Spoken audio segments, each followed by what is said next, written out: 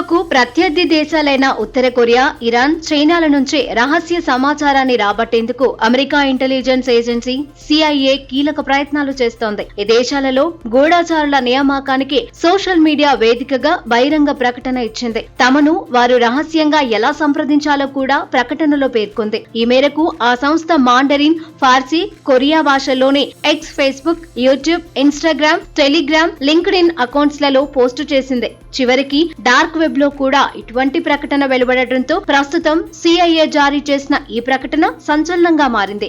VPN టోర్ network ఆధారంగా తమ అధికారిక వెబ్సైట్లలో సంప్రదించాలని కోరింది. అయితే ఆయా దేశాలు కేంద్రంగా పనిచేసే VPNలు మాత్రం వాడవద్దని హెచ్చరించింది. గతంలో రష్యాలో నియామకాలకు కూడా ఇటువంటి వ్యూహం వాడి విజయం సాధించినట్టు అమెరికా ఇంటెలిజెన్స్ అధికారులు వెల్లడించారు. మరోవైపు ఇతర నియంతృత్వ పాలనలో ఉన్న వ్యక్తులతో కూడా డీల్ చేసేందుకు తాము సిద్ధంగా ఉన్నామని CIA ప్రతినిధి ఓ ప్రకటనలో పేర్కొన్నారు. కానీ ప్రజలకు అసలు ఇంటర్నెట్ అందుబాటులో లేని ఉత్తర కొరియాలో ఇది ఎంతవరకు సఫలమవుతుందో చెప్పలేమని వారు అన్నారు. ముఖ్యంగా సరిహద్దులు దాటి చైనాలో వ్యాపారం చేస్తున్న ఉత్తర కొరియా పౌరులను CIA లక్ష్యంగా చేసుకున్నట్లు కనిపిస్తోందని పలువురు అభిప్రాయపడుతున్నారు. ఏది ఏమైనా ఉత్తర కొరియా నుంచి సమాచారాన్ని సేకరించడం కష్టంగా ఉంటుందని అంటున్నారు. అయితే చైనాలో జిన్పింగ్ సర్కారుకు సంబంధించిన సమాచారం తెలిసిన వారు చాలా మంది ఉన్నారని పేర్కొన్నారు. వారిలో ప్రభుత్వ విధానాలు నచ్చని వ్యక్తులు తమను సంప్రదించే అవకాశం ఉందని పేర్కొన్నారు. మరోవైపు చైనా, రష్యా,